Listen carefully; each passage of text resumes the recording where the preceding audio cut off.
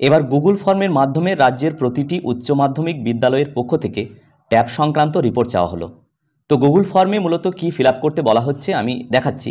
তো প্রতিবেদনে বলা হচ্ছে পড়ুয়াদের অ্যাকাউন্টে না ঢুকে ট্যাবের টাকা চলে গিয়েছে অন্য অ্যাকাউন্টে।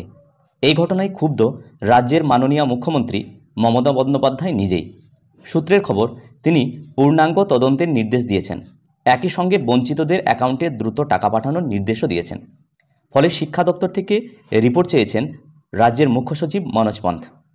কাদের গাফলতির কারণে এই ঘটনা ঘটল নবান্নের তরফ থেকে তা চিহ্নিত করার নির্দেশও দেওয়া হয়েছে বলে সূত্রের খবর। এবার শিক্ষা দপ্তরের পক্ষ থেকে রাজ্যের সমস্ত উচ্চ মাধ্যমিক বিদ্যালয় থেকে ট্যাব সংক্রান্ত রিপোর্ট চাওয়া হলো। সেক্ষেত্রে কোনো অ্যাকাউন্টে ফেলিওর বা রং ট্রানজ্যাকশন হয়েছে কিনা মূলত এই রিপোর্টই দেখতে বলা হয়েছে।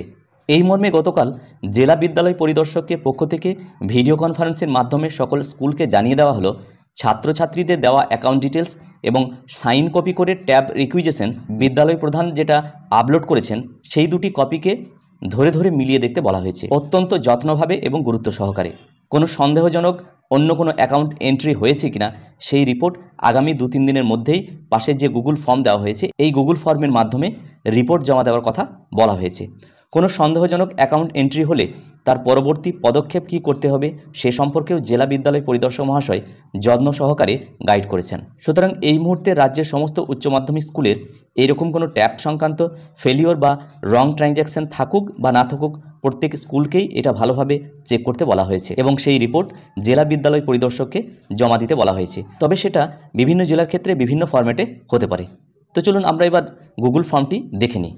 এখানে ওই গুগল ফর্ম, যে গুগল ফর্মের মাধ্যমে রং এন্ট্রি কোনো অ্যাকাউন্ট এন্ট্রি হয়েছে কিনা সেই ব্যাপারে মূলত এই রিপোর্ট চাওয়া হয়েছে।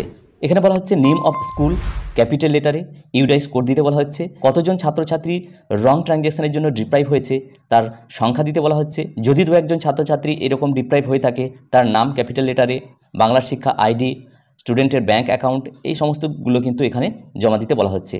এমনকি স্টুডেন্টের সাইন করা যে কপি ব্যাঙ্ক ডিটেলস সেটা এখানে আপলোড করতে বলা হচ্ছে। তো এখানে নিচে আবার বলা হচ্ছে যে whether FIR has been locked, yes or no, অর্থাৎ এফআইআর করা হয়েছে কিনা, নেসেসারি কোনো অ্যাকশন নেওয়া হয়েছে কিনা এসব জানতে চাওয়া হচ্ছে এবং সর্বশেষে এই সম্পর্কিত বিদ্যালয় প্রধানের কি মতামত সেটাও জানতে চাওয়া হচ্ছে এবং শেষে সাবমিট করতে বলা হচ্ছে। সুতরাং গুগল ফর্মে মূলত এই বিষয়গুলিকেই এন্ট্রি করার কথা বলা হয়েছে এবং আগামী 2-3 দিনের মধ্যেই এই কাজটিকে অতি যত্ন সহকারে এবং গুরুত্বভাবে এটা কিন্তু করতে বলা হয়েছে।